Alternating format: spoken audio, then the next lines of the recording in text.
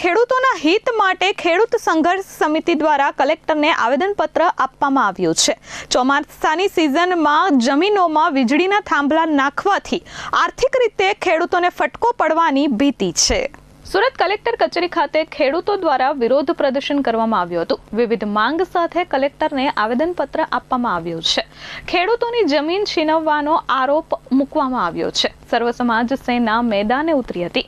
વીજળીના થાંભલા નાખી ખેડૂતોની જમીન હડપવાનું કાવતરું થઈ રહ્યું હોવાનું ખેડૂતોએ જણાવ્યું હતું। ચોમાસાની સિઝનમાં જ ખેડૂતોની જમીન જોખમમાં હોવાથી આર્થિક રીતે ખૂબ મોટો ફટકો પડવાની ભીતિ છે।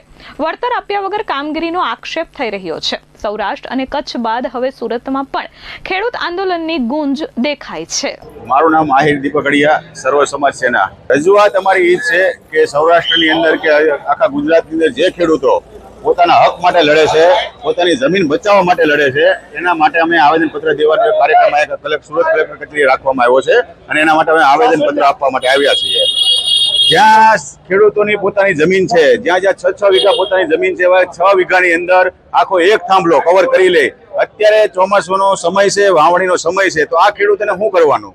એને કોઈ વળતર નથી આપતા, કોઈ વસ્તુ નથી આપતા, કઈ બાંહેધરી નથી। બસ એનો પોતાની જમીન ઉદ્યોગપતિને આપી દેવી અને ઉદ્યોગપતિની દલાલી કરવી, આ કેટલી હદે યોગ્ય છે? આમાં અનેક ખેડૂતો જમીન વગરના થઈ ગયા છે અને અનેક ખેડૂતો જમીન વગરના થવાના છે। કારણ કે આજે જેતપુરની અંદર આંદોલન ચાલે છે, કચ્છથી દ્વારકા લગીનું આંદોલન ચાલુ છે ખેડૂતોનું। માટે બધા જ નમ્ર વિનંતી છે કે ખેડૂતોને જેટલો બને જેમ બને એમ સપોર્ટ કરે તો એને યોગ્ય ન્યાય મળે।